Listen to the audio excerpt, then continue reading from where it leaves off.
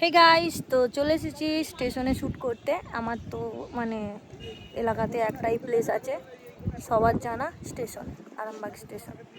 মানে আমি আরামবাগে বাস করি, মানে আমি নিজে লজ্জা ফিল করছি। আমি এমন একটা জায়গায় বাস করি যেখানে তুমি একটা ভালো খেলার মাঠ পাবে না, ভালো কোনো একটা পার্ক পাবে না। একটা চিলড্রেন পার্ক আছে ভাই, সন্ধ্যে 7টা বাজলে সেটা নাকি আবার বন্ধ করে দেয়, 5টায় খোলে, সন্ধ্যে 7টায় বন্ধ। মানে বাচ্চারা খেলতে গেলেও তুমি 2 ঘন্টা টাইম পাচ্ছ, তার মধ্যে গেট ক্লোজ করবে।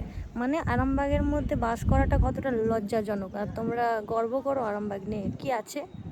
কিছু নেই। একটা বাচ্চারা খেলবে, একটা প্লেগ্রাউন্ড নেই, একটা পার্ক নেই। মানে তুমি সেরকম একটা ভালো প্লেসই পাবে না যেখানে একদম নিস্তব নিরিবিলি একটা পরিবেশ থাকবে, ভালো পরিবেশ থাকবে, নেই। আরামবাগের মধ্যে এরকম কোনো পরিবেশ নেই।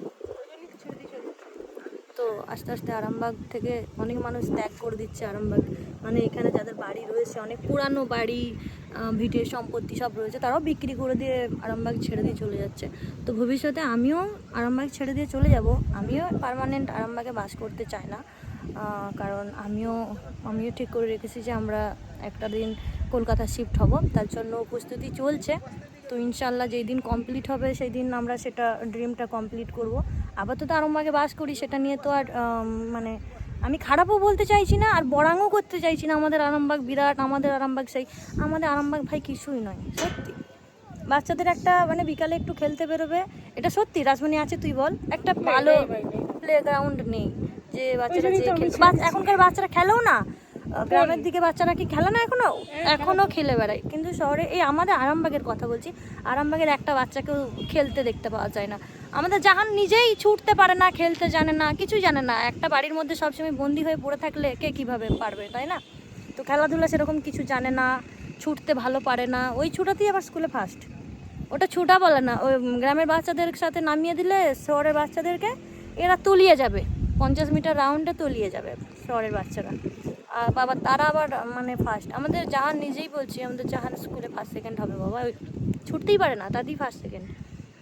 তো যাই হোক, আরামবাগের উন্নতি করা উচিত। আরামবাগের যারা শাসন ব্যবস্থায় আছে, আমি ওনাদেরকে বলবো আরামবাগের উন্নত করুক।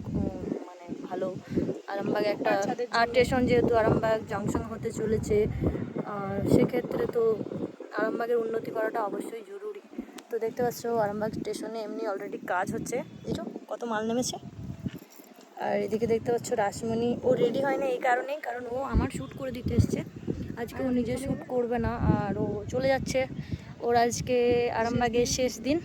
আজকে তো আসবে আমার সাথে, তো আর হ্যাঁ আমার সাথে তো সম্পর্ক শেষ হয়ে যাচ্ছে না, ও আসবে আমার বাড়ি কুটুমের মতো আসবে। ও ওয়েস্ট বেঙ্গল ছেড়ে দিচ্ছে, শুধু আরামবাগ না, ওয়েস্ট বেঙ্গল, আমি ওয়েস্ট বেঙ্গল ছেড়ে দিচ্ছি গাইজ।